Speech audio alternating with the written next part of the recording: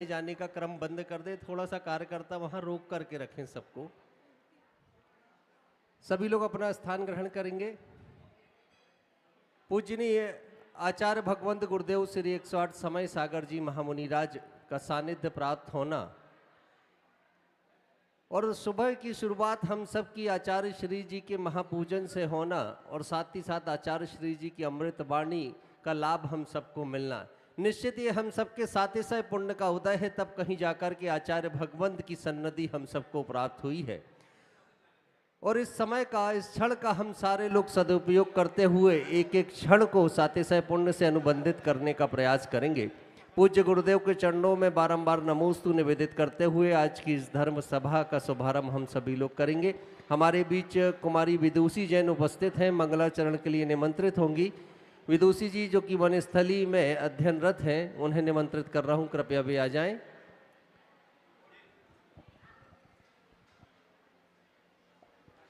देवादिदेव श्री एकराट आदिनाथ भगवान की जय। वर्तमान शासन नायक महावीर भगवान की जय। समाधि सम्राट आचार्य गुरुवर श्री विद्यासागर जी महामुनि राज की जय। साक्षात विराजमान आचार्य परमेष्ठी भगवान गुरुदेव श्री समय सागर जी महामुनि राज की जय। आचार्य संघ की जय। मुनि श्री चंद सागर जी महामुनि राज की जय। मैं तुझको गुनगुनाती हूँ, तुझे ही रोज ध्याती हूँ। मैं तुझको गुनगुनाती हूँ, तुझे ही रोज ध्याती हूँ। तेरे ही गीत मैं गुरुवर सुबह और शाम गाती हूँ। तेरे ही गीत मैं गुरुवर सुबह और शाम गाती हूँ। तेरी भक्ति तेरी पूजा मुझे सुख कर लगे गुरुवर। तेरी भक्ति तेरी पूजा मुझे सुख कर लगे गुरुवर। तेरा ही पाठ मैं करती लगन तुझसे लगे गुरुवर। तुझे कैसे बताऊँ मैं कि ही काम करती हूँ। तुझे कैसे बताऊँ मैं कि ही काम करती हूँ। तेरा ही नाम मैं गुरुवर सुबह और शाम गाती हूँ। तेरा ही नाम मैं गुरुवर सुबह और शाम गाती हूँ। नमोस्तु आचार्य श्री, नमोस्तु आचार्य श्री, नमोस्तु आचार्य। दीप प्रज्वलन के क्रम में हम प्रवेश करेंगे। नेमावर से सम्मानीय न्यासीगण यहाँ पर उपस्थित हैं, उन्हें आमंत्रित करूंगा दीप प्रज्वलन के लिए। अजमेरा जी साहिब कृपया आ जाएंगे। खुरई जैन समाज का एक प्रतिनिधि मंडल हमारे बीच आया है। आपके 2-3 प्रतिनिधि यहाँ दीप प्रज्वलन के लिए आ जाएंगे। 2 और 3 लोगों को चयनित करके आप भेज दें। और साथ ही जबलपुर जैन समाज का प्रतिनिधित्व करते हुए कैलाश चंद जी साहिब यहाँ दीप प्रज्वलन के लिए उपस्थित रहेंगे। आमंत्रित हैं, कृपया आएँ और आकर के दीप प्रज्वलित करें। आचार्य भगवंत गुरुदेव श्री 108 विद्यासागर जी महामुनि राज के चित्र के समक्ष दीप प्रज्वलित करते हुए सुधी जन यहाँ उपस्थित। देखिए 2-3 प्रतिनिधियों की बात की, आप सारे लोग उठ करके नहीं आए, थोड़ा सा आग्रह को भी माने। समाज बहुमान दे रही है, आप भी व्यवस्था में सहयोग करें। ये दीप प्रज्वलित होता हुआ पूज्य गुरुदेव के चित्र के समक्ष और हम सभी लोग तालियों की अनुमोदना के स्वर गुंजारित करते हुए दीप प्रज्वलन में सहभागिता दर्ज कराएंगे। आज हमारे बीच में खुरई जैन समाज का प्रतिनिधि मंडल आया हुआ है और इस प्रतिनिधि मंडल का एक ही आग्रह है कि खुरई में चातुर्मास के लिए पूज्य गुरुदेव का शुभाशीष मिले। इस आग्रह के साथ खुरई जैन समाज के सुधीजन आकर के श्रीफल समर्पित करेंगे। कृपया आप आ जाएं। और नेमावर न्यास की ओर से सम्मानीय अजमेरा जी कोषाध्यक्ष महोदय हमारे बीच उपस्थित हैं, वे भी श्रीफल अर्पण करके गुरु चरणों में नमोस्तु निवेदित करेंगे।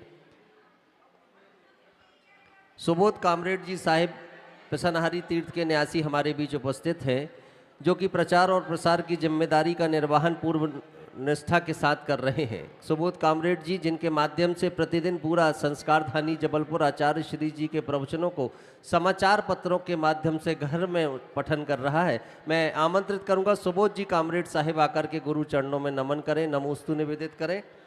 और साथ ही अब खुरई जैन समाज का प्रतिनिधि मंडल अपना स्थान ग्रहण कर लें। आपकी बात गुरु चरणों तक पहुंच गई है, कृपया ससम्मान विराजित हो जाएंगे। एक ऐसा परिवार कल जिस परिवार के भाग्य, थोड़ा सा शांति का वातावरण बना करके बैठ जाएं। एक ऐसा परिवार कल जिसका पुण्य इस संस्कार धानी में कहूँ या भारतवर्ष में कहूँ सर्वाधिक तीव्र था। कल आचार्य भगवंत का पड़गाहन करके आहार दान देने का सौभाग्य ऐसे परिवार को मिला जो परिवार हम सब के लिए सदैव सम्मान का पात्र रहा है। मुनिवर श्री चंद्र सागर जी महाराज जी के ग्रस्त जीवन के परिजन कैलाश चंद जी साहेब, राजकुमार जी साहेब, अशोक जैन फुग्गा साहेब, अनूप जी, अमित जी और साथ ही परिवार के सम्मानीय दामाद एडवोकेट मनीष जैन साहेब और अविरल जी जिन्होंने 10th में 90% मार्क्स प्राप्त किए हैं। ये सम्मानित परिवार कल इस सौभाग्य को प्राप्त करके इतना आह्लादित हुआ कि कल जिनालय के लिए इस परिवार ने एक महत्वपूर्ण घोषणा की। कैलाश चंद जी साहेब, अनूप जी, अमित जी ने कल 36 कलश की राशि जिनालय के लिए समर्पित की। वहीं अशोक जैन फुग्गा साहेब ने भी 5,55,000 रुपए की राशि की स्वीकृति प्रदान की। राजकुमार जी साहेब जिन्होंने 1,08,000 रुपए की राशि की स्वीकृति प्रदान की और परिवार के दामाद एडवोकेट मनीष जैन साहेब ने भी कल 5,55,000 रुपए की राशि की स्वीकृति प्रदान की है। आज आप सभी को मैं यहाँ निमंत्रित कर रहा हूँ। शास्त्र भेंट का अवसर आपको प्राप्त होगा, पाद प्रक्षालन करने का अवसर भी आपको प्राप्त होगा। पुरुष वर्ग ऊपर जाकर के पाद प्रक्षालन करेंगे। महिलाओं से आग्रह होगा नीचे शोर से द्वितीय जो दीर्घा वहाँ बनी हुई है वहाँ से पूज्य गुरुदेव को शास्त्र भेंट करने में वो सहयोग करेंगी। एकदम ऊपर की पंक्ति में महिलाएं प्रवेश नहीं करेंगी। महिलाएं भी आ जाएं, आकर के गुरु चरणों में नमन करें और शास्त्र भेंट में आपकी सहभागिता होगी। पाद प्रक्षालन के लिए पुरुष वर्ग ऊपर पहुंचेगा। सभी लोग आ जाए, आकर के ये सौभाग्य आप सभी लोग प्राप्त करेंगे। एडवोकेट मनीष जी साहेब, हम कंचन विहार में निवास करते हैं। एडवोकेट मनीष जी साहेब गुरु चरणों के अनुरागी है। ये पूरा का पूरा परिवार मुनि भक्त परिवार और साधुओं की सेवा से जुड़ा हुआ परिवार है। ये सौभाग्य कल जब इनका जागा तो घर का एक एक सदस्य आनंदित था, आह्लादित था और उन्हीं आह्लाद के क्षणों में जिनालय के लिए समर्पण के भाव कल इन्होंने अभिव्यक्त किए हैं। आज शास्त्र भेंट करने का और पाद प्रक्षालन का अप्रतिम अवसर इस परिवार को मिलने जा रहा है। ये परिवार मंच पर जाकर के पुण्य संचित करे। हम सारे लोग अपने स्थान पर बैठ करके अनुमोदना की तालियां बजा करके पुण्य संचित करेंगे। जोरदार तालियों की अनुमोदना के स्वर गुंजारित होते रहे। मेरा सभी से आग्रह, किसी के हाथ बंधे न रहे। आपके हाथों से निकलने वाली अनुमोदना की तालियां आपको अपने स्थान पर बैठे बैठे पुण्य संचित करा दिया करती हैं। तो ये अनुमोदना के स्वर गुंजारित होते रहे। गुरुदेव के पावन पुनीत हस्त कमलों में शास्त्र समर्पित करते हुए परिवार के सारे सदस्य उपस्थित हैं। पाद प्रक्षालन के लिए परिवार के सभी सदस्यगण पाद प्रक्षालन करके पुण्य संचित करेंगे। प्रासुक जल से आचार्य भगवंत के पवित्र पाद पंकजों का प्रक्षालन करते हुए सभी सदस्यगण यहाँ पर उपस्थित हैं। प्रासुक जल से गुरुदेव के पाद प्रक्षालन करने का अवसर और आप सभी की तालियां एक बार पुनः पूरे परिसर में गुंजारित होती हुई अनुमोदना के ये स्वर हैं। आपकी तालियां अनुमोदना के रूप में परिवर्तित हो रही हैं। तालियां बजा करके अनुमोदना हम सारे लोग करेंगे और पुण्य संचित करने का प्रयास हम सारे लोग अपने स्थान पर बैठे बैठे करेंगे। ये पाद प्रक्षालन का अवसर इस परिवार को प्राप्त हुआ। सभी ने पूज्य गुरुदेव का शुभाशीष प्राप्त किया है। अब मेरा आग्रह सभी से होगा, सभी ससम्मान सामने की ओर विराजित हो जाएंगे, अपना स्थान ग्रहण करेंगे। आज ये परिवार अष्टद्रव्य भी सुसज्जित करके पूज्य गुरुदेव को समर्पित करने के लिए लाया है। ये परिवार अग्रिम पंक्ति में विराजित होगा। खुरई जैन समाज का प्रतिनिधि मंडल भी आज महापूजन में सम्मिलित होगा और अष्टद्रव्य समर्पित करेगा।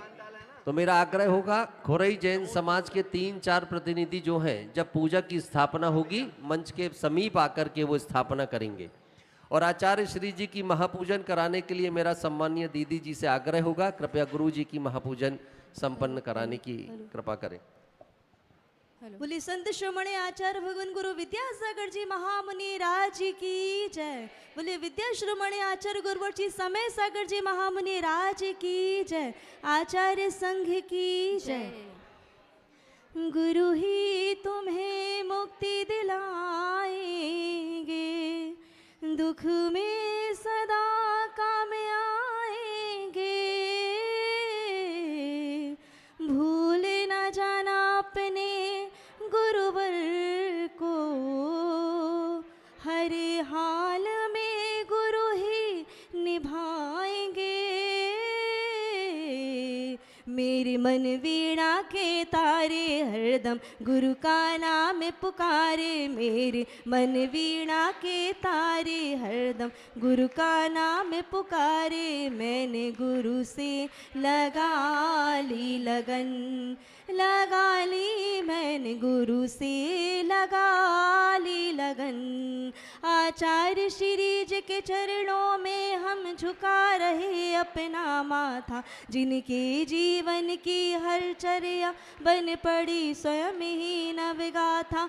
जैनागम काव्य सुधा कलश जो बिखराते हैं गली गली, जिनके दर्शन को पा करके खिलती मुरझाई हृदय कली। दुनिया में गुरु है तारण तरण, दुनिया में गुरु है तारण तरण। इनके चरणों में सौ सौ नमन हो। मेरे मन वीणा के तारे हरदम गुरु का नाम पुकारे। मैंने गुरु से लगा ली लगन, लगा ली मैंने गुरु से लगा ली लगन।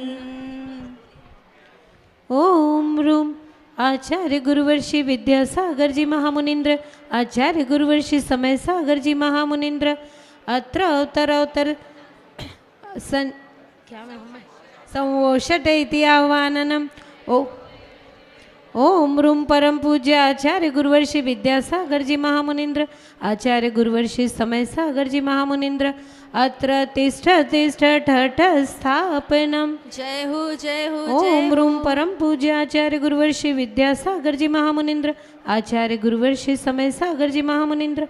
अत्र मम सन्निहितो भव भव वषट सन्निधिकरणम्। जय हो जय हो जय हो। पुष्पांजलम क्षिपेत्। संसार के विषयों में पढ़कर मैंने अपने को भरमाया, इस राग द्वेष की वह तरणी से अब तक पार नहीं पाया। तब विद्या सिंधु के जलकण से भव कालुष धोने आया हूँ। आना जाना मिट जाए मेरा यह बंधी काटने आया हूँ। ओम रोम अष्टोत्तर शताचार्य विद्यासागर जी महामुनिंद्रेभ्यो, आचार्य भगवान श्री समय सागर जी महामुनिंद्रेभ्यो जन्म जरा मृत्यु विनाशनाय जलम निरूपामिति।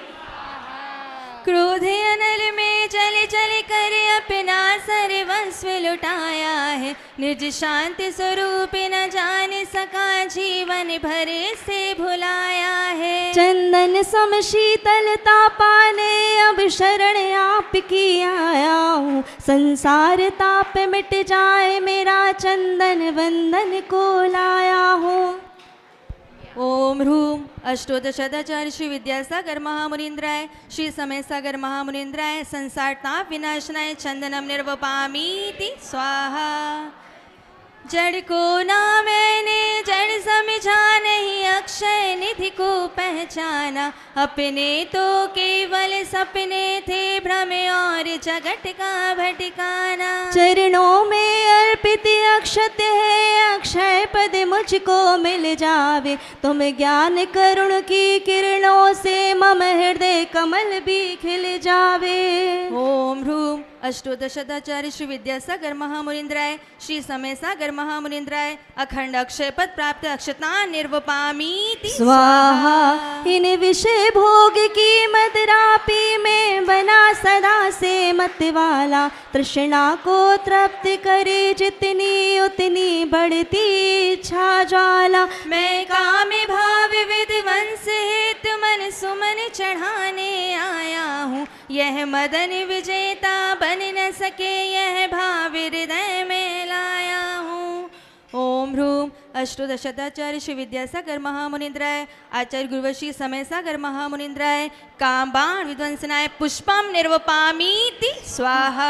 इस क्षुधा रोग की व्यथा कथा भव भव में कहता आया हूँ। अति भक्ष अभक्ष भके फिर भी मन तृप्त नहीं कर पाया हूँ। नैवेद्य समर्पित करके मैं तृष्णा की भूख मिटाऊंगा। अब और अधिक ना भटक सकूं, यह अंतर्बोध जगाऊंगा।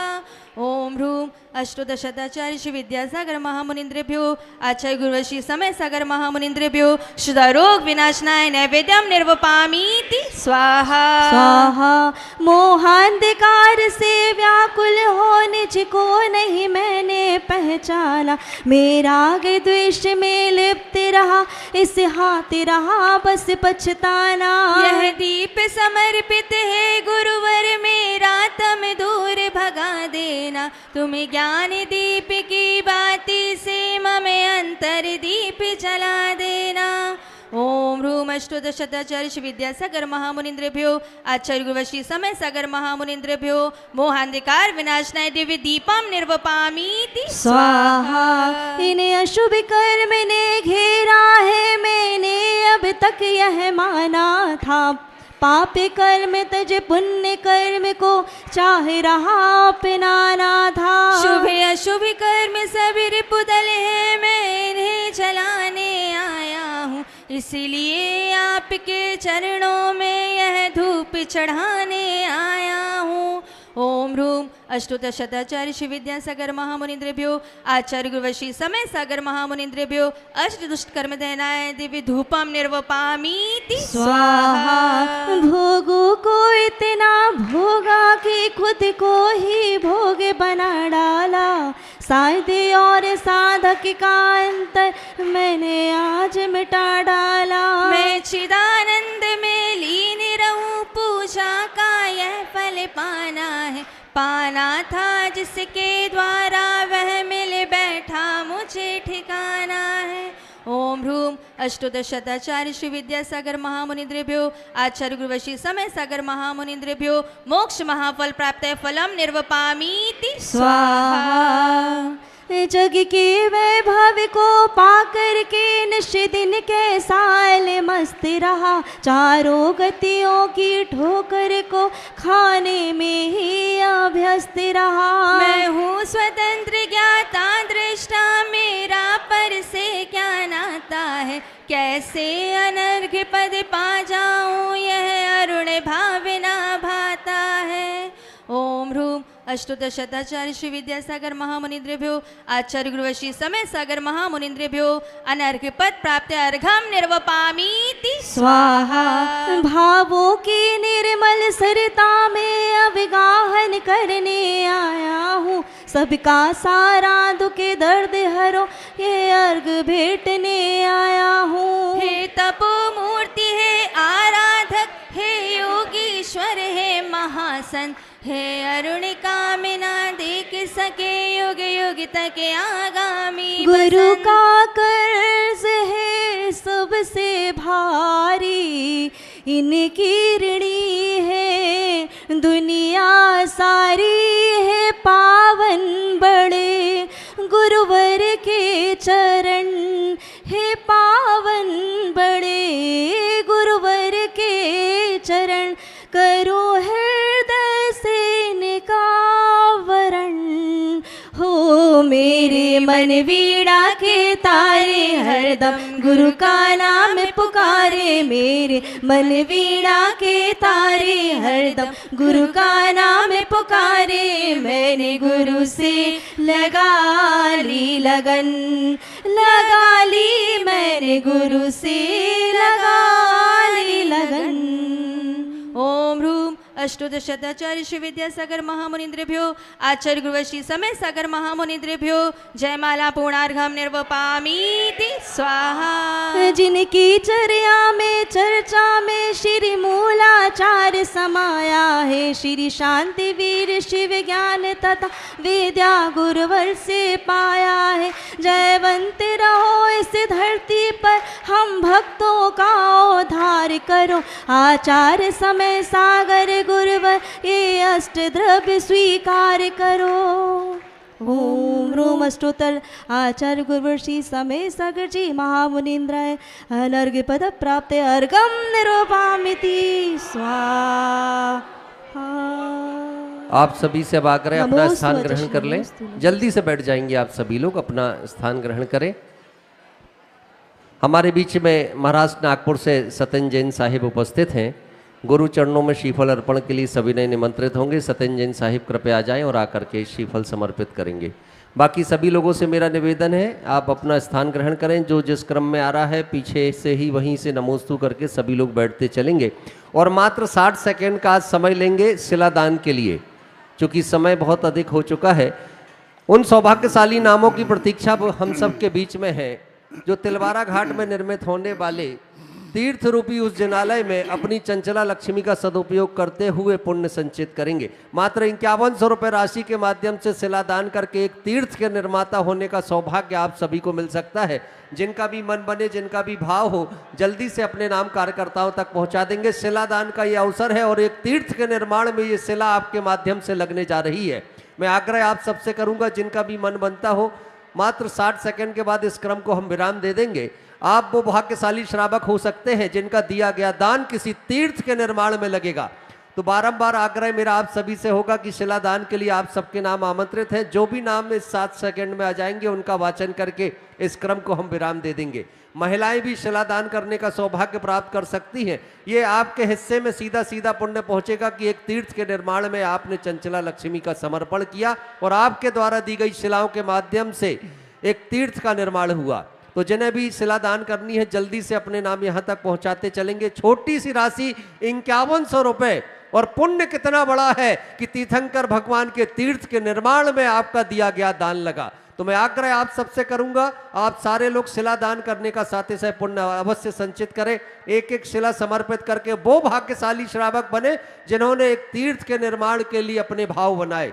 आप वो भाग्यशाली श्रावक और श्राविका बने जिनका जोड़ा हुआ संचित पैसा काम आया तो एक तीर्थ के काम आया। और मात्र 5100 रुपये राशि बहुत बड़ी नहीं है, भाव आपको बड़े करने होंगे, भाव आपको उन्नत बनाने होंगे और आप ये अवसर प्राप्त कर जाएंगे कि एक तीर्थ के निर्माण से आप जुड़ेंगे। जितेंद्र भैया जितने नाम आ गए दे दें, उसके बाद हम प्रतीक्षा नहीं करेंगे चूंकि समय अधिक हो गया है। जो भी नाम है पहुंचा दें, उन नाम के वाचन के साथ उन्हें आमंत्रित करते हुए गुरु चरणों में नमोस्तु कराने के लिए आमंत्रित करेंगे। उसके बाद ये क्रम विराम ले जाएगा। जितने नाम है, कोई जरूरी नहीं बहुत ज्यादा नाम आए, लेकिन जिनके नाम इस समय सीमा में आ जाएंगे हम उन्हें ही निमंत्रित करेंगे। महेंद्र कुमार जी अजमेरा साहिब कोषाध्यक्ष है नेमावर सिद्धोदय सिद्ध क्षेत्र के, हरदा से आप हमारे बीच उपस्थित हैं। आपने शिलादान का संकल्प लिया, एक शिला के लिए स्वीकृति आपने प्रदान कर दी। गुरु चरणों में आकर के नमोस्तु निवेदित करेंगे। और किसी का भाव हो तो जल्दी से नाम संप्रेषित कर दें, उसके बाद ये क्रम विराम लेने जा रहा है। देखिए 60 सेकंड पूरे हो चुके हैं, अब ये क्रम विराम लेने जा रहा है। जो एक और नाम है वो जल्दी पहुंचा देंगे आप, जिससे उस नाम के वाचन के साथ इस क्रम को हम विराम दे देंगे। शिलादान का ये अवसर है, 2-4 सेकंडों में और जो नाम आ गए उनका वाचन इस मंच से हो जाएगा। मित्रों आप स्वयं सोचें कि तीर्थ का निर्माण हो और आपसे कहा जाए कि आप शिला देकर के तीर्थ के निर्माता बन सकते हैं। इससे बड़ा पुण्य हमारे जीवन का कोई दूसरा हो नहीं सकता कि तीर्थ के निर्माण के लिए आपसे आग्रह किया जाए, आपसे निवेदन किया जाए। हमारा कमाया हुआ पैसा, हमारे द्वारा संचित की गई वो राशि अगर तीर्थंकर भगवान के जिनालय तीर्थ के काम आ रही है तो हमारा पैसा कमाना इससे ज्यादा और कहीं सार्थक हो नहीं सकता। एक छोटी सी राशि 5100 की 4x4 की शिला का समर्पण होगा और आपके हिस्से में, आपके भाग्य में वो पुण्य परमाणु अनुबंधित होते चलेंगे कि आपने एक तीर्थ निर्माण का पुण्य कमाया। तो मेरा आग्रह है जिन्हें ये पुण्य संचित करना हो जल्दी से नाम पहुंचा दें। अब ये क्रम विराम ले रहा है क्योंकि समय हो चुका है। भैया जल्दी तेजी से पहुंचाया करें, थोड़ा सा सारा कुछ तीव्र गति से। शिलादान के लिए एक और नाम हमारे बीच आया है, स्वर्गीय सीलचंद जी के परिवार की ओर से, सुशीला जी की ओर से। धनौरा का ये परिवार है, शिलादान का संकल्प इन्होंने लिया है। अब इस क्रम को यहाँ हम विराम देंगे। जिनके नाम भी अब आए सूचीबद्ध करके रख लें, बाद में उन नामों का वाचन होगा। हम सभी लोग पूजनीय आचार्य परमेष्ठी आचार्य भगवंत गुरुदेव श्री समय सागर जी महामुनिराज के चरणों में नमोस्तु निवेदित करते हुए आग्रह करेंगे कि अपनी जीरोद्धात्मयी वाणी से हम सभी को अनुग्रहित करें। नमोस्तु गुरुदेव।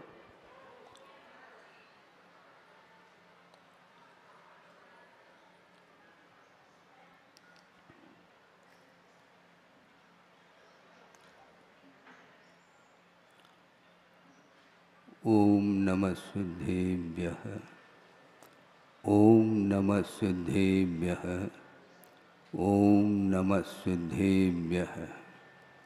मंगलम भगवान वीरो, मंगलम गौतमो गुणे, मंगलम कुंद कुंदाद्यो जैन धर्मोस्तु मंगलम सर्वमंगल मांगल्यम सर्वकल्याणकारकम प्रधानम सर्वधर्माणां जैनम जयतु शासनम। अहिंसा परमो धर्म की महावीर भगवान की प्रातः स्मरणी परम पूजाचार्य गुरुवर श्री विद्यासागर जी मुनि महाराज की जय।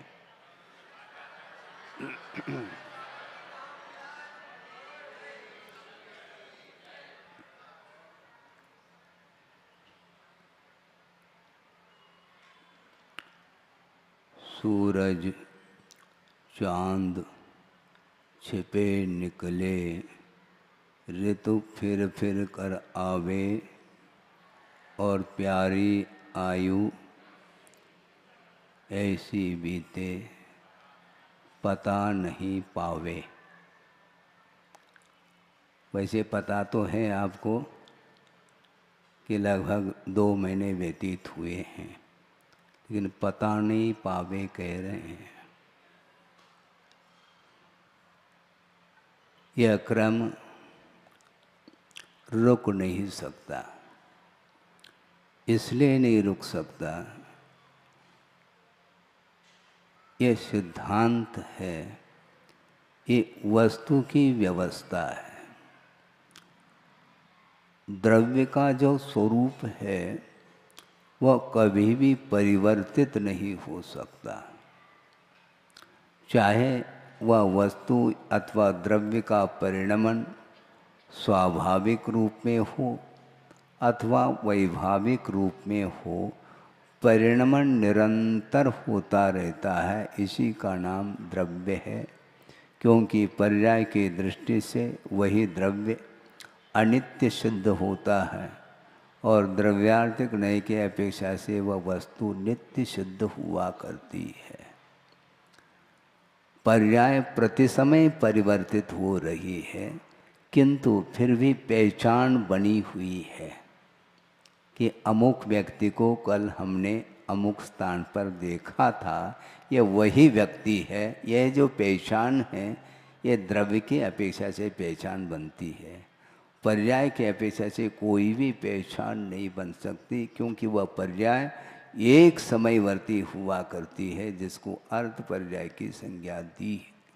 और जो पहचान बन रही है वह अनेक समयवर्ती जो पर्याय है उसके अपेक्षा से ही वह द्रव्य पकड़ में आ रहा है।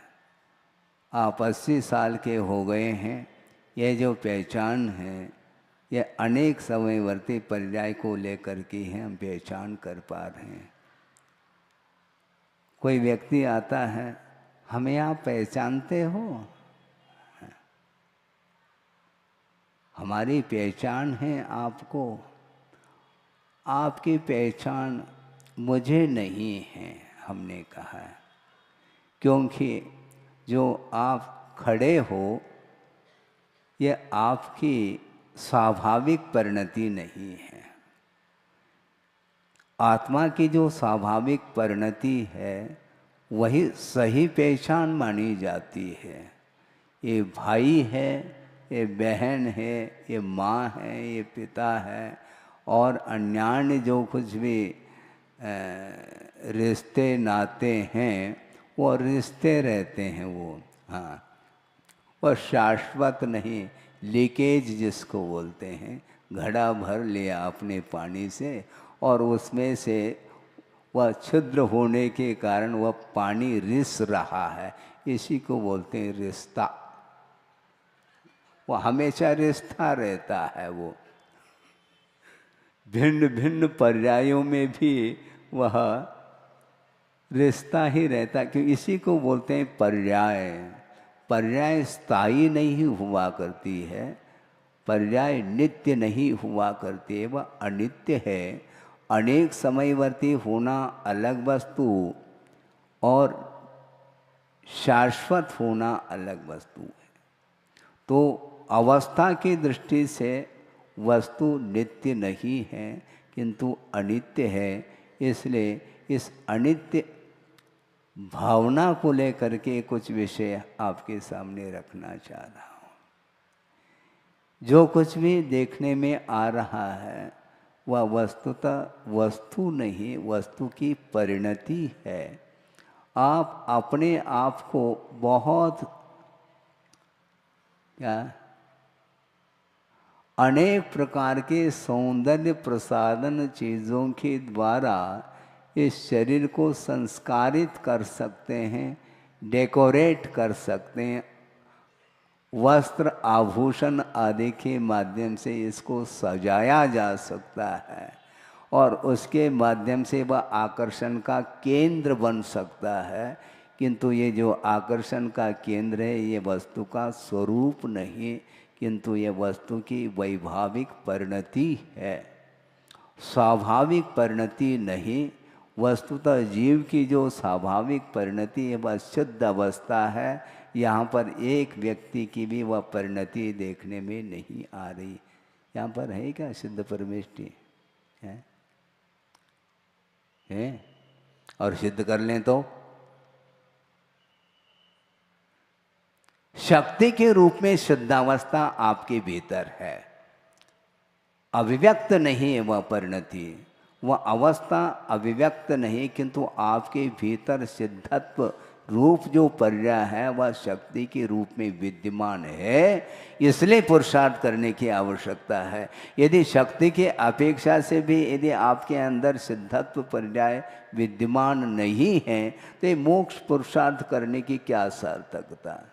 किसको मुक्ति मिलेगी? मिलेगी तो अपन को ही तो मिलेगी, और वह शक्ति विद्यमान है। इस प्रकार आगम के माध्यम से श्रद्धान का विषय बना लेते हैं तो साहस आ जाता है।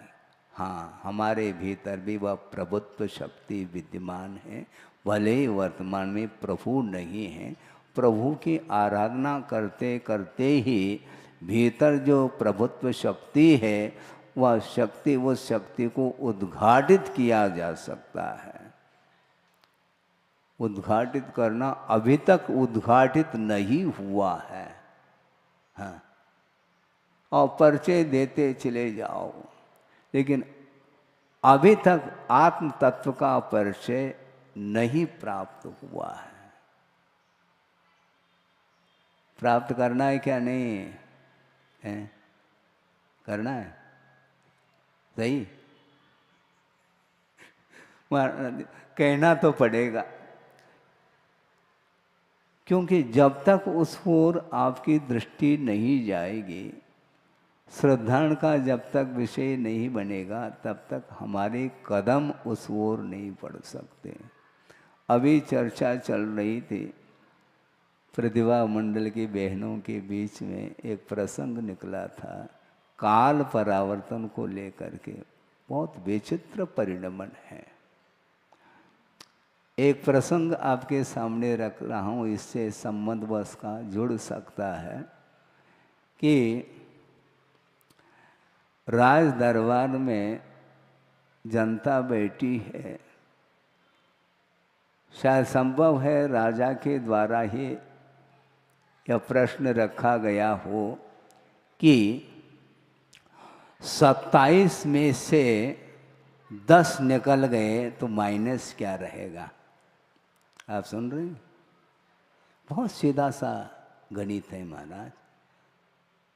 27 में से 10 माइनस कर लो, कितने रहेंगे? 17। 27 में से 10 माइनस किया, बचेंगे कितने? हैं? कोई अपने गणित नहीं सीखा है क्या? महाराज पूछ रहे हैं, इसका अर्थ इसमें कोई न कोई रहस्य है। किसी ने कहा कि 27 में से 10 गए तो 27 में से 10 गए तो 17 शेष रह गए, ऐसा उनका कहना था। वैसे देखा जाए तो गणित की दृष्टि से तो ये ठीक है, किंतु आशय कुछ भिन्न है। और बीरबल को पूछा गया 27 में से कितने 10 निकल गए तो कितने? उन्होंने कहा कि 0। सब लोग हंसने लगे। आपको गणित नहीं आता है क्या? 27 में से 10 गए तो 17 रह जाएंगे? नहीं, 27 नक्षत्र हुआ करते हैं, उसमें से 10 नक्षत्र में ही वर्षा होती है, और 10 नक्षत्र यदि निकल गए तो उन 17 नक्षत्रों में कभी बारिश नहीं होगी। उसी प्रकार ये काल परावर्तन है, बहुत विचित्र दशा है संसारी प्राणी की। और त्रस पर्याय और स्थावर पर्याय दोनों की चर्चा आगम ग्रंथों में मिलती है कि अधिकतम त्रस पर्याय का काल कितना है। पहले त्रस किसको बोलते हैं ये समझ लें, नहीं तो वे समझना बहुत मुश्किल हो जाएगा। बीच में एक मनोरंजन का प्रसंग भी हम रख लेंगे ताकि आपका उपयोग लग जाए। त्रस किसको बोलते हैं? जिसके पास दो इंद्रिय मिनिमम, 2 इंद्रिय, 3 इंद्रिय, 4 इंद्रिय, 5 इंद्रिय हो तो वह त्रस माना जाता है। द्विंद्रिय आदय त्रसाह ऐसा कहा। और स्थावर जो है वह पृथ्वी का एक, जल का एक, वायु का एक, अग्नि का एक, वनस्पति का एक आदि ये स्थावर पर्याय माने जाते हैं। मनोरंजन किया है एक विद्वान ने, उसको भी आपके सामने रख दूं ताकि धीरे धीरे काल परावर्तन होगा। 1 घंटा पूर्ण करना है अपन को। एक विद्वान पहुँचे कहाँ पर? एक संघ में पहुँच गए हैं, और उस संघ में आरिकाएँ भी रहते थे। और जो विद्वान पहुँचे हैं गृहस्थ अवस्था की अपेक्षा से उनकी छोटी बहन जो आरिका व्रत उन्होंने अंगीकार किया था, और वो छोटे छोटे बालक बालिकाओं को संस्कार की दृष्टि से पहला भाग, दूसरा भाग आदि वो दिखा रही है। और ये पहुंच गए बड़े भाई, विद्वान तो थे, और बच्चों को छेड़ दिया।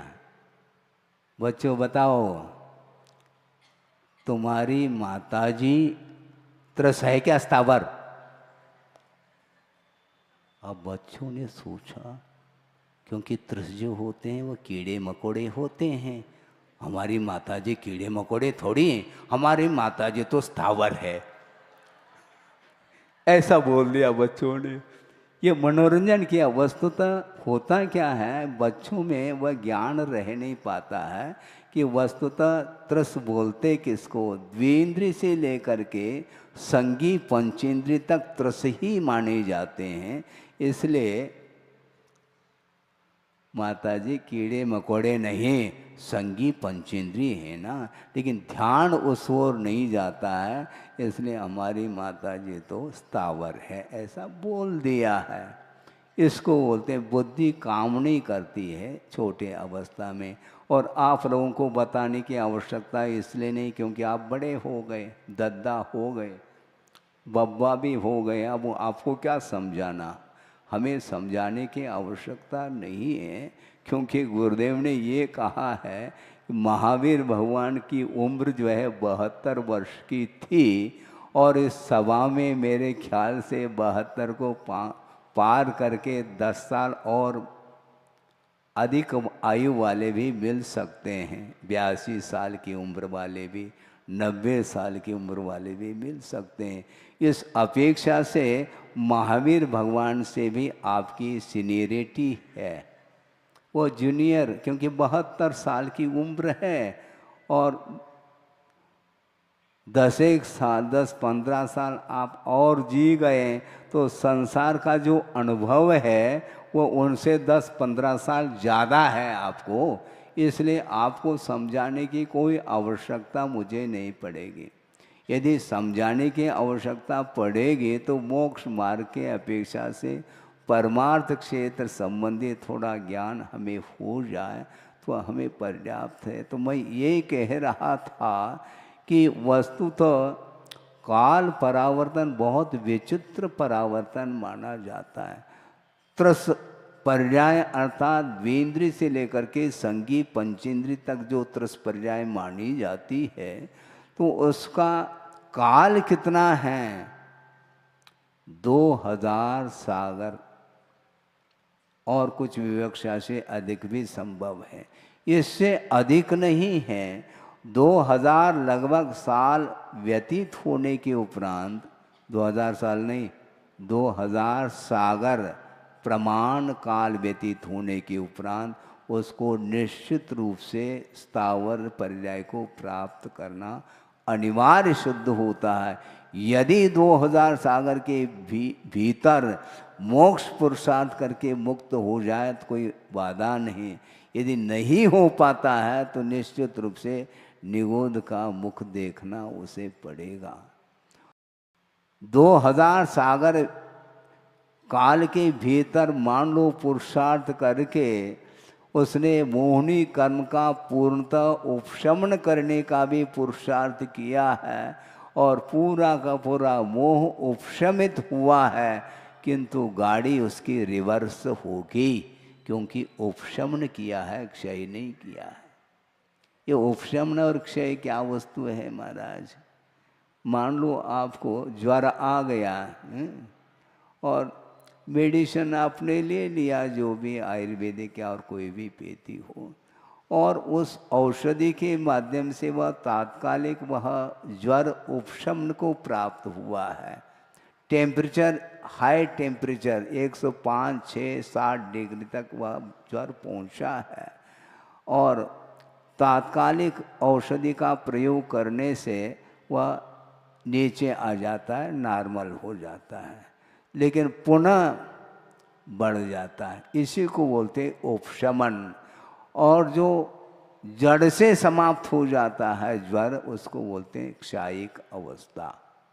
इसलिए समझाने के उपरांत महाराज समझ में तो बात आती है, फिर बाद में वह राग तात्कालिक उपशमित हो जाता है। उपदेश सुन करके फिर बाद में कालांतर में इस परिसर से बाहर जाएंगे खोवा मंडी, तो वहाँ पर राग पुनः जो उपशमित था वह उदय को प्राप्त होता है। समस्या ये खड़ी हो रही है। इसलिए जड़ से कर्म का क्षय करना आवश्यक है। क्षायिक सम्यक दृष्टि कोई है तो उसका अधिकतम संसार में रहने का काल कितना है? 4 भव केवल। एक बार मान लो सम्यक दर्शन को क्षायिक बना लिया है, उसमें उसको संसार में रहने का अधिकतम 4 भव बताया। एक वर्तमान का भव, और मान लो सम्यक दर्शन के पूर्व में मनुष्य आयु का यदि बंद कर लिया है तो भोग भूमि में मनुष्य होता है, ये 2 भव, और वहाँ से निश्चित रूप से स्वर्ग जाता है 3 भव, और स्वर्ग से च्युत हो करके पुनः मनुष्य पर्याय को प्राप्त करके वह मुक्त हो जाता है। केवल 4 ही भव है क्षायिक सम्यक दृष्टि के लिए। और जिसने सम्यक दर्शन को क्षायिक नहीं बनाया है और उसके पास उपशम अथवा क्षोपशम सम्यक दर्शन अधिक है और वह सम्यक दर्शन से च्युत हो जाता है, तो अधिकतम काल उसका अर्धपुद्गल परिवर्तन काल माना जाता है। महाराज पुनः एक सैद्धांतिक बात आपने सामने रख दी, इसी प्रकार रख करके आपको ज्ञान प्राप्त हो जाए, इसलिए रखना आवश्यक है। नहीं तो बात वही हो जाती है 27 में से 10 गए तो 17 रह गए, ऐसा आपकी धारणा तो बनी हुई है।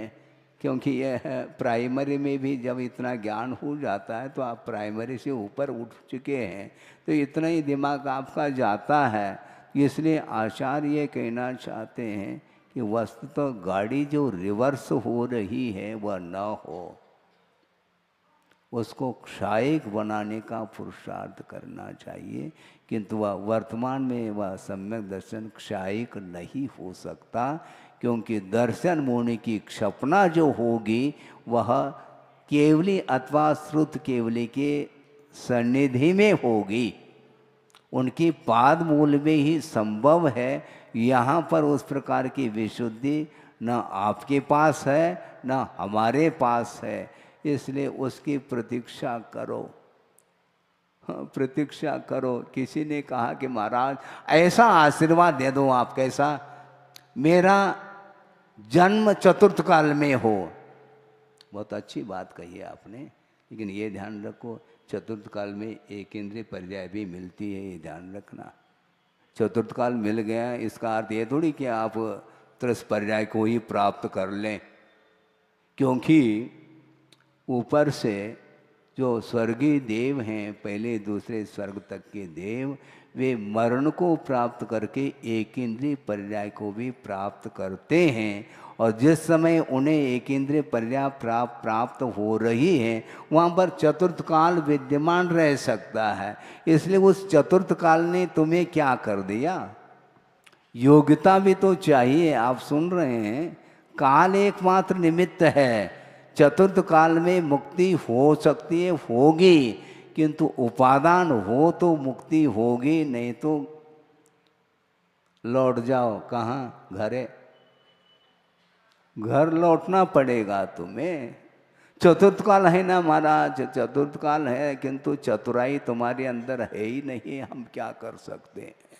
तुम्हारा उस प्रकार का उपादान योग्यता नहीं है, क्योंकि एक इंद्रिय से लेकर के असंगी पंचेंद्रिय तक जो जीव हैं, वे कभी भी अपने जीवन में पुरुषार्थ करके सम्यक दर्शन को प्राप्त नहीं कर सकते हैं, क्योंकि इसके पास मन नहीं है। और आपके पास मन है क्या? नहीं, माइंडेड हैं आप। एक सामान्य मन होना अलग है, माइंडेड का अर्थ उनका ज्ञान पहुंचा हुआ ज्ञान है, किंतु सांसारिक क्षेत्र संबंधी पहुंचा हुआ ज्ञान होना अलग वस्तु। परमार्थ संबंधी यदि उसके पास ज्ञान है तो उसका वह सदुपयोग करके वह गंतव्य तक पहुंच सकता है। इसलिए हमारा ये कहना है, ये जो त्रस्पर्याय मिली है, यह त्रस्पर्याय समाप्त होने के बाद पुनः त्रस्पर्याय को मिलना बहुत दुर्लभतम वस्तु है। और वह स्वर्गीय देव भी उतर करके वह एकेंद्रीय बन सकता है। हाँ, क्योंकि त्रस्पर्याय का काल समाप्त हो गया और स्थावर पर्याय में पहुंच गया। यानी त्रस से त्रस, त्रस से त्रस, ये कब तक वह इस पर्याय को प्राप्त कर सकता है? तो 2000 सागर लगभग वह इन्हीं पर्यायों को प्राप्त निरंतर कर सकता है। और इतना काल व्यतीत होने के उपरांत उसको स्थावर पर्याय में जाना अनिवार्य सिद्ध होता है। इसलिए 27 में से 10 गए तो 0 कहा बीरबल ने। उसी प्रकार त्रस पर्याय का काल समाप्त हो गया, अब स्थावर पर्याय को प्राप्त करना ही होगा।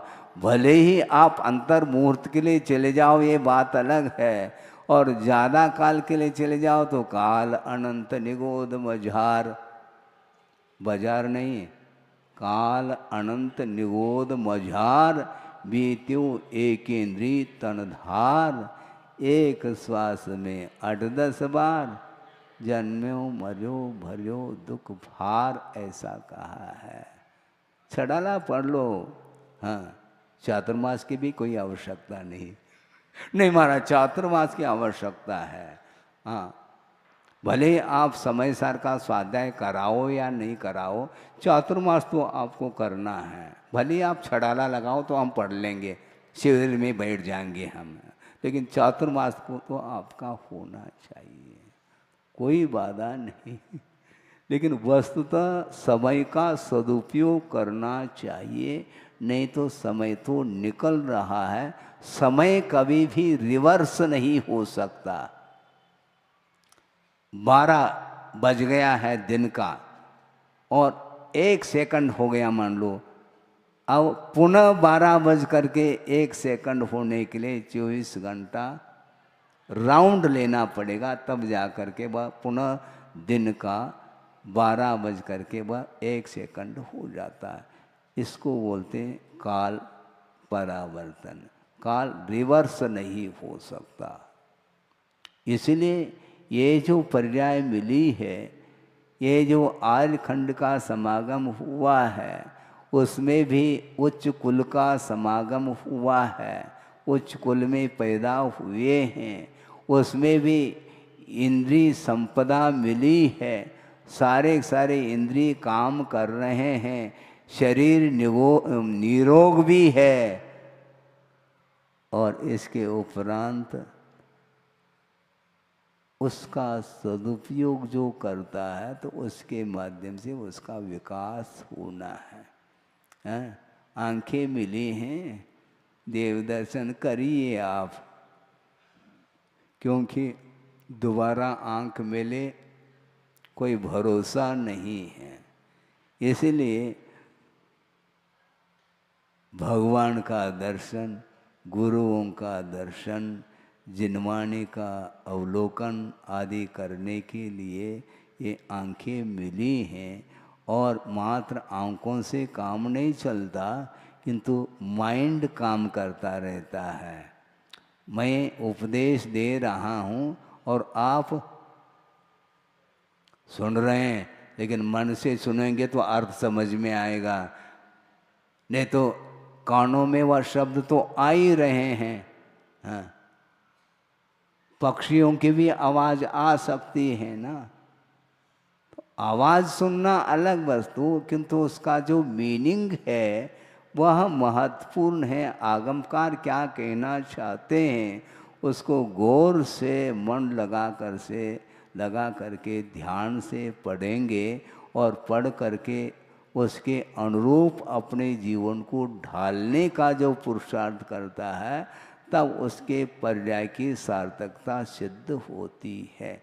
जैसे आपने भी अभी बोला था ना, शिला के लिए निवेदन किया था, मनुष्य पर्याय की सार्थकता शिलाओं के दान करके सार्थक बनाओ। उसी प्रकार हम भी वही बात कर रहे हैं, ज़्यादा कुछ नहीं है। हमारा भी लक्ष्य यही है, जो आपका लक्ष्य है लगभग हमारा भी वही लक्ष्य है।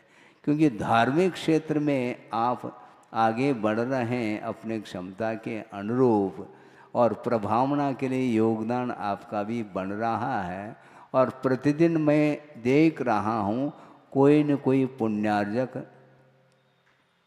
है। लेकिन ये ध्यान रखो, एक दिन में एक ही पुण्यार्जक हो रहा है। आप कह सकते हैं मेरा मन ऐसा नहीं है, क्योंकि पुण्यार्जक सभी पूरी सभा है। क्योंकि समर्थन, अनुमोदन, कारित, इसके माध्यम से भी निरंतर पुण्य का अर्जन होता ही रहता है। और किसी के पास है तो उसका वह सदुपयोग करने के लिए आगे आता है और आना चाहिए। तो मैं ये कह रहा था, ये जो मनुष्य पर्याय मिली है, इसको सार्थक सिद्ध करने के लिए हमेशा हमें अलर्ट रहना चाहिए। निरोग शरीर मिला है तो उसका उपयोग कभी भी हमें सांसारिक विषयों में इस शरीर को लगा करके उसका उपभोग करते हैं तो उसका क्या होगा? फिर 1 2 1 2 1 2 करना पड़ेगा।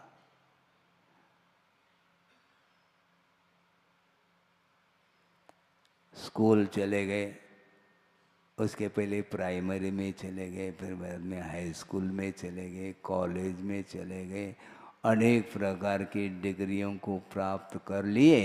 फिर बाद में अवसान हुआ, फिर नेक्स्ट अगला जो भव मिला, मान लो कर्म संयोग से मनुष्य भव मिला है मान लो, तो पुनः वापस वह रिक्शा में बैठ करके बस्ता लाद करके चला जाता है। वो फिर ककड़ी शुरू हो जाता है, वो प्रारंभ होगा। क्योंकि वो सारा सारा जो भी ज्ञान का अर्जन हुआ था वह उसके ऊपर पुनः आवरण आ जाता है। संडे के दिन चित्र का अनावरण करते हैं और फिर अगले संडे तक पुनः उसके ऊपर आवरण आ जाता है, फिर अनावरण के लिए किसी न किसी को आप बुलाते हैं। उसी प्रकार ये ज्ञान अर्जन किया है, उसके बाद अवसान हो जाता है तो वह प्रारंभ हो जाता है, पुनः वह शिशु अवस्था में है। अभी तक तो डिग्री लेकर के आया था पूर्व भोग की अपेक्षा, और वर्तमान में उसको बताया जा रहा है ये तुम्हारे पिताजी है, हो तक नहीं बोल पा रहा है वो ज्ञान कहाँ चला गया। ऋतु फिर कर आवे, प्यारी आयु ऐसी पता नहीं। अवसान होने के उपरांत उसके साथ साथ ज्ञान समाप्त नहीं होता, किंतु उसके ऊपर आवरण आ जाता है। इसलिए उस आवरण को, जिस प्रकार ज्ञान के ऊपर आवरण आता है, उसी प्रकार ज्ञान के ऊपर मोहनी का भी एक आवरण चढ़ जाता है। उसके कारण भी वह उसके अंदर विपरीतता आती है, अपने आप को समझ नहीं पाता, समझाने के उपरांत भी उसकी दृष्टि ठिकाने पर नहीं आती। बहुत कठिन है, बहुत ही कठिन है। लेकिन बहुत कठिन होते हुए भी निरंतर यदि पुरुषार्थ करते हैं तो वह समय पर वह जिसको प्राप्त करना चाहिए वो कर सकता है। हमने शायद आपके सामने रखा हो, नहीं रखा हो, फिर से रखना चाहता हूँ, क्योंकि काल परावर्तन भी तो करना है ना। 1 घंटा 10 बजे तक तो, नहीं तो आप कहेंगे महाराज आज तो 1 घंटा दिया नहीं आपने, घंटी बजाओ, उससे कुछ नहीं होना है। वस्तुतः विषय को समझना है। तो मैं क्या कह रहा था, काय के किसके ऊपर है काल परावर्तन, तो ये तो दे दिया। और क्या कहना चाह रहा था, हम भूल गए। यही होता है, ये भूलना इसका स्वभाव जैसा हो जाता। आ गया, बिजली आ गई यही होता है। मुझे विस्मय होता है, वह प्रसंग दे करके कई बार देखा होगा, लेकिन उस समय तो बहुत विस्मित हुआ था, किंतु विस्मय होने में कोई सार नहीं है। वह परिणमनी इस प्रकार का है। कुंडलपुर में मैं था, चातुर्मास जब हुआ था उस समय प्रतिदिन बड़े बाबा के दर्शन करने के लिए जाता, और शांति धारा होती है, और आप लोग जैसे वहाँ पर यात्रीगण आए थे और शांति धारा करने के लिए, और उस समय मैं बैठा था शांति धारा देखने के लिए, अभिषेक देखने के लिए, और उसी समय एक और परिवार आ गया है। आप सुन रहे हैं, माता पिता हैं और साथ में 2 बेटे हैं, और भीतर प्रवेश किया। कहाँ पर, बड़े बाबा के सन्निकट गर्भालय में, और वहीं पर मैं भी बैठा था। और बड़े बाबा के दर्शन करके और वो आ गए अपने पास, महाराज ये छोटा बेटा है और ये बड़ा बेटा है, आशीर्वाद दे दो। क्या मतलब हुआ? अरे भगवान के सामने हो, दर्शन कर लो ना, आशीर्वाद सभी को मिलेगा। ये बड़ा बेटा छोटा बेटा ये अभी भी भगवान के बड़े बाबा के सामने पहुँचे हैं, उतने समय के लिए तो कम से कम परिवार को भूलो। नहीं भूला जाता, होता क्या नहीं? सही बताओ। फिर हम गए कहाँ पर? भगवान के चरणों में जाने के उपरांत भी उतने क्षण के लिए संसार को भूलता नहीं, अपने परिवार को भूला नहीं जाता। इसको बोलते हैं अनादिकालीन संस्कार। वहाँ पर जाने के उपरांत भी उतने क्षण के लिए सही, किंतु डिलीट नहीं हो। वो भगवान के दर्शन करके वो 5-7 मिनट तो लगता है, वहाँ पर 10 मिनट बैठ लो ज़्यादा ज़्यादा, चले जाओ बाद में। लेकिन उस समय ये परिणाम क्यों आते हैं? जब भगवान के चरण सानिध्य में ये परिणाम हम भूल नहीं पा रहे हैं, तो दुकान मकान आदि करते समय ये परिणाम भूले जा सकते हैं क्या?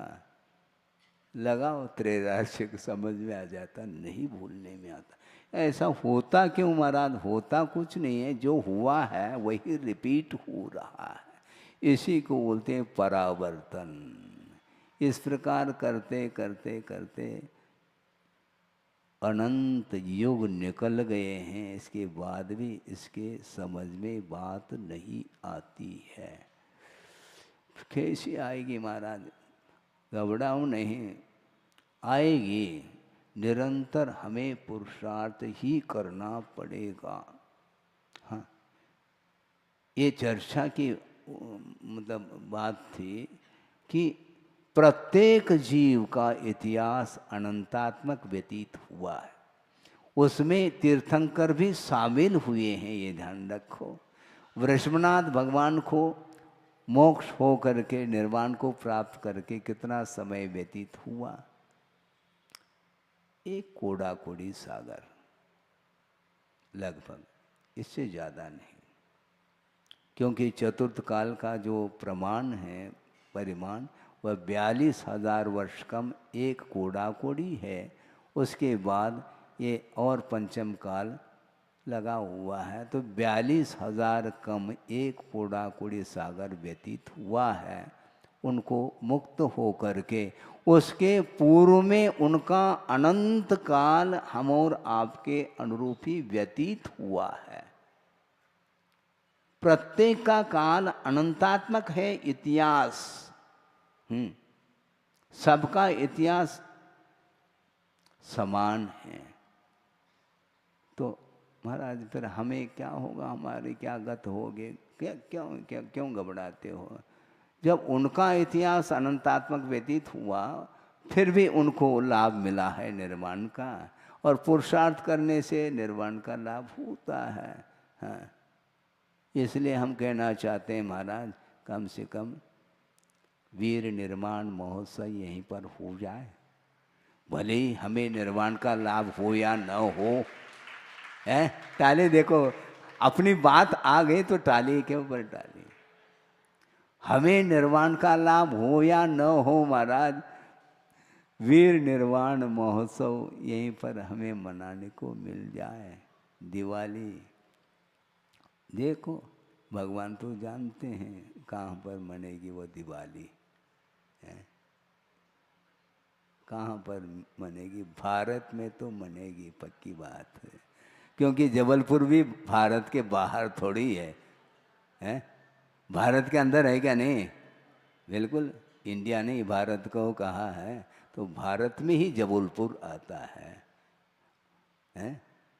भारत के बाहर नहीं, भारत के बाहर तो पाकिस्तान आदि हैं। आप भारत के हैं ना, आप भारतीय हैं, आप हैं भारतीय है ना, तो रहो। तो वस्तु तो लक्ष्य बनाना चाहिए। हमें निर्वाण का लाभ हो या न हो यह अलग वस्तु है, किंतु लक्ष्य हमारा निर्वाण को प्राप्त करने का होना चाहिए। तद्गुण लब्धये, ये कहा है भगवान। आपकी आराधना मैं इसलिए कर रहा हूँ कि जिस प्रकार आपने पुरुषार्थ करके शरीर से अपने आत्म तत्व को पृथक कर लिया और अनंत सुख का आप अनुभव कर रहे हो, उसी प्रकार हमारा भी लक्ष्य है, इरादा है। वह धीरे धीरे कब प्राप्त होगा यह अलग विषय है, किंतु लक्ष्य तो बनाना चाहिए। बार बार लक्ष्य बनाने के उपरांत भी बैक हो सकता है, क्योंकि परिणमन है ये मोह का।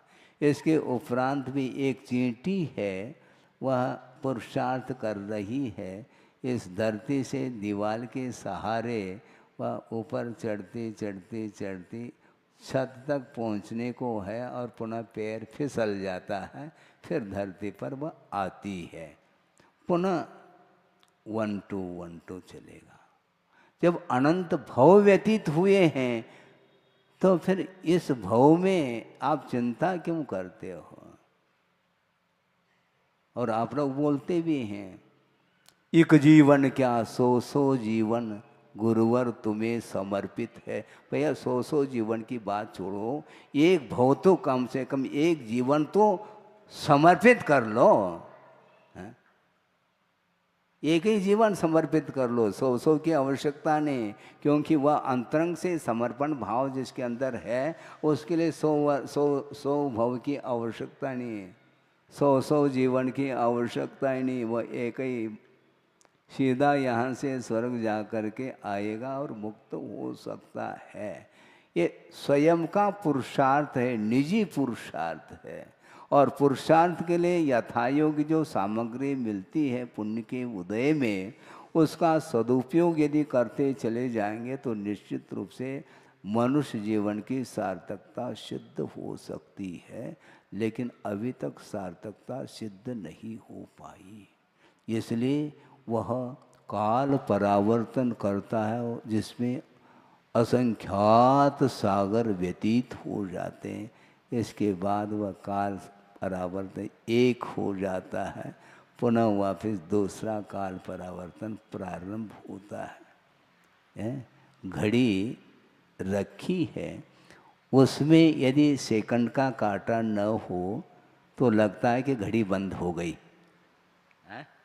क्योंकि मिनट का कांटा उसमें गति है, लेकिन वह गति दृष्टिगत नहीं हो पाती। बहुत एकाग्र करने से उसमें भी गति समझ में आती है। और मान लो मिनट का कांटा नहीं, सेकंड का भी नहीं, और घंटे का कांटा है, मान लो महाराज ये तो घड़ी बंद हो गई है, बंद नहीं हुई, वो भी चल रही है धीमी गति से, उसमें गति है। और मान लो घंटे का कांटा न हो और एक दिन का कांटा रख लिया जाए तो 24 घंटा आपको आंखें खोल करके अपलक देखते रहो, वह कांटा ही 24 घंटे में उसमें गति समझ में आ जाती है कि इसमें भी गति हो रही है। उसी प्रकार प्रति समय यह अर्ध पर्याय जो है ना, एक एक समय में तरंग की भांति वो पर्याय उत्पन्न हो करके मिट रही हैं, विलीन हो रही हैं। इसलिए पर्याय को लेकर के कभी भी रागादिक भाव नहीं करना चाहिए, नहीं करना चाहिए महाराज आप कह रहे हैं, लेकिन हो ही जाता है राग। अपनों के प्रति राग छूटता नहीं महाराज, और दूसरे के प्रति वैसे ही नहीं राग रहता। उनका हमारे साथ क्या तालमेल है?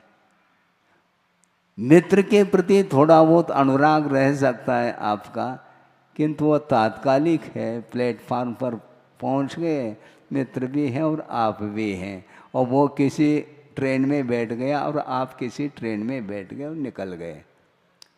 2-5 मिनट के लिए, 10 मिनट के लिए वार्ता हो गई मित्र के साथ, बस बाय बाय हो गया, निकल गया वो। किंतु जो रिलेशनशिप है वो भवांतर तक उसका संबंध बना रहता है। बहुत विचित्र दशा है। आपने प्रतिमानियों का अवलोकन यदि किया हो तो बात समझ में आ सकती है कि सीता की अग्नि परीक्षा हो गई और उसमें वो उत्तीर्ण हो गई। फिर बाद में अब चलो घरे, राम कहता नहीं, अब लॉकडाउन, अब घर से बाहर निकल गए, तुम रहो, अकेले रहो, मैं अकेले ही चली जाऊंगी। और आरिका व्रत को अंगीकार कर लिया। सुन रहे हैं आप? हाँ, लेकिन ध्यान रखो आगे क्या स्थिति बन रही है उसको भी सामने रखना चाहता हूँ। और काफी समय तक, कितने 1000 वर्ष हैं? हाँ 62, हाँ ठीक 62 सही है, 19 में से कोई अंतर नहीं आता।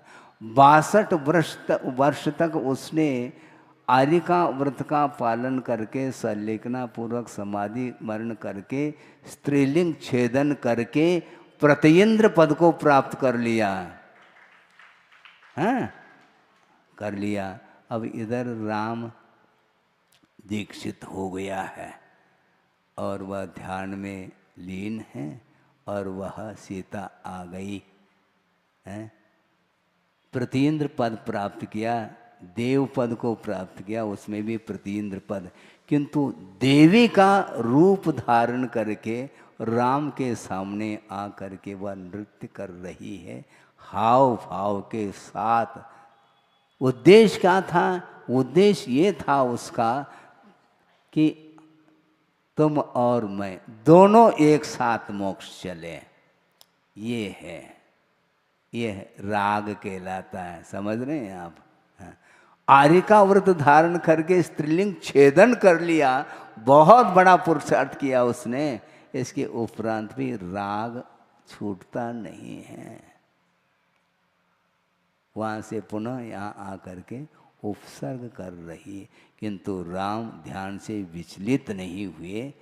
बस थी वह सीता पूर्व में, और वर्तमान में कोई सीता भी नहीं, कुछ भी नहीं। सोचो, विचार करो। और वह मुक्त हो जाते हैं राम, और सीता क्या बनेगी? रावण नरक में है और वह तीर्थंकर बनेगा।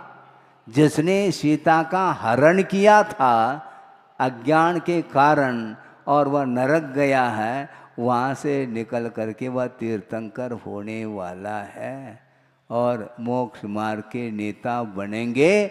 और उनके समोशरण में सीता का जीव गणधर पद को प्राप्त करेगा। क्या संबंध है, सोचो तो। अभी तो राम को विचलित करने के लिए वह आई, ताकि संगय संगय साथ साथ हम मोक्ष को प्राप्त कर लें। कुछ नहीं होता। ये जब आपको मोक्ष ही प्राप्त करना है तो साथी को क्यों छोड़ना नहीं चाहते? इसको बोलते हैं राग है। राग को छोड़ना बहुत कठिन है, भयंकर रूप है। इसलिए एक दिन कहा था, द्वेष से भी राग विषैला होता, ऐसा कहा गुरुदेव ने। द्वेष से भी भयानक राग होता है, स्वीट पॉइजन जिसको बोलते हैं। राग भयंकर रूप है वो, इसलिए कभी भी राग नहीं करना चाहिए। यहाँ पर राग का अर्थ विषयान राग से तात्पर्य है कि विषयान राग को भूल करके भी नहीं करना। यदि विषयान राग हो भी रहा है मान लो गृहस्थ की भूमिका में, किंतु परसेंटेज को निरंतर कम करने का पुरुषार्थ करेंगे तो धर्मान राग बढ़ता चला जाएगा और विषयान राग हीमान होता चला जाएगा। तो निश्चित रूप से वह मोक्ष मार्ग पर आरूढ़ होने के लिए उसका भाव जागृत होगा। इसलिए ये राग ठीक नहीं, बल्कि गुरुदेव ने बहुत अच्छी बात कही थी, उसको कह करके इस विषय को पूर्ण करता हूँ। उन्होंने ये कहा था कि धर्माण राग भी कब विषयान राग के रूप में परिवर्तित हो जाए कह नहीं सकते। इसलिए सावधानी के साथ दूसरे के प्रति धर्माण राग भी करना, अपनी रक्षा के साथ धर्माण राग करो, नहीं तो बहाव में बह सकते हो। ये ध्यान रखो, क्योंकि यह निमित्त नैमित्तिक सामग्री है। निमित्त से अपने आप को बचाना बहुत कठिन। उन्होंने उदाहरण दिया था कि पानी भर रहा है कोई व्यक्ति, कहाँ से? कूप में से, और वो क्या बोलते हैं उसको? गिर्री। हाँ, और उसमें रस्सी छोड़ देता है और घड़े को बांध करके छोड़ देता है और घड़ा भर जाता है। फिर वह खींच रहा है और ऊपर आ गया तो भारी हो रहा है वो घड़ा। फिर धीरे धीरे वह ऊपर तक आने को है तो वह थोड़ा झुक करके उस घड़े को उठा लेता। उस समय उसकी स्थिति देखो, एक पैर को व्यवस्थित वह रोक देता है, वहाँ पर रोकने के लिए साधन भी तो है। हाँ, ओट होती, उससे अपने आप के पैर को उसको रोक देता है और धीरे से उसको उठा लेता है। उसी प्रकार धर्मानुराग करो, लेकिन सावधानी के साथ, नहीं तो घड़ा गिर जाएगा और स्वयं भी गिर जाएगा। घड़ा को लेना भी है, यानी दूसरे का विकास भी करना है, ऊपर ले आना है, किंतु अपने आप की रक्षा के साथ उसको ऊपर ले आना चाहिए। इसलिए धर्मानुराग भी ज़्यादा काल तक नहीं रहना चाहिए। इसी को बोलते किंचित उक्त्वा ये स्मृति द्रुतम, भूल जाएंगे वो। यदि नहीं भूलेंगे तो सामयिक में भी वही तस्वीर आएगी। हाँ, हमने उनको ये विषय दिया था, इतना समझाया था, इस प्रकार आनंद का अनुभव हुआ था, अनुराग हुआ था, धर्मानुराग, फिर बाद में सामयिक करने नहीं देगा वो। इसलिए किंचित कुछ कहो, फिर बाद में उसको डिलीट करना चाहिए, क्योंकि धर्मानुराग भी बहुत जल्दी विषयानुराग के रूप में परिवर्तित हो सकता है। इस प्रकार गुरुदेव ने बहुत सारे बिंदु क्या सिंधु दे करके गए हैं। इसके उपरांत भी भूल हो सकती है, क्योंकि भूल का पुतला तो है ही है।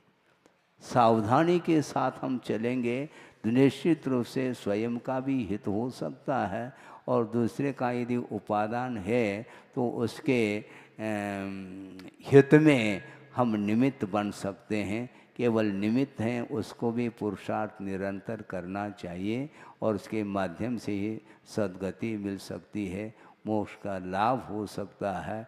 हो इस पवित्र भावना के साथ अहिंसा परमो धर्म की जय। बोधि समाधि परिणाम शुद्धि स्वात्मोपलब्धि शिव शोक सिद्धि। चिंतामणिम चिंतित वस्तुदाने त्वा वंद मानस्य ममास्तु। परम पूजा आचार्य गुरुवर श्री विद्यासागर जी महाराज की जय। बोलिए आचार्य भगवान गुरुदेव श्री समय सागर जी महामुनि राज की।